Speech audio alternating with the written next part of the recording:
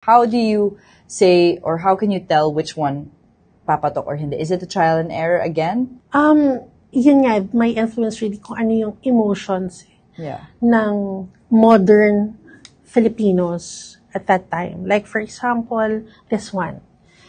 So, this one, Burmans. Okay. So, when I create the collection, it's very cute. I know that the people are, more on the burgundy side. Nilalamig ang mga Pilipino, so hindi nila masyado feel magsuot ng vibrant and dynamic colors.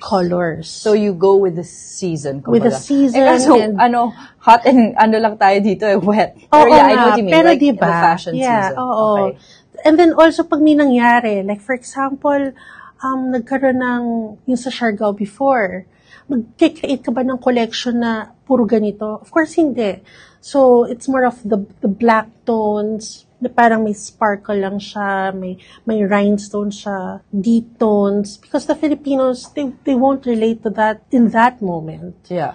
Kasi nga, malungkot. Syempre, may nangyaring sakuna. I try to understand and listen to my clients and those people who follow us on social media and what I see also. I never turn down the news. I know some designers, they don't like kasi it affects them, creative-wise. But for me, every day I watch the news, so I know kung anong nararamdaman ba ng mga kliyente ko paglabas nila ng bahay. What do they want to see in Boho Manila?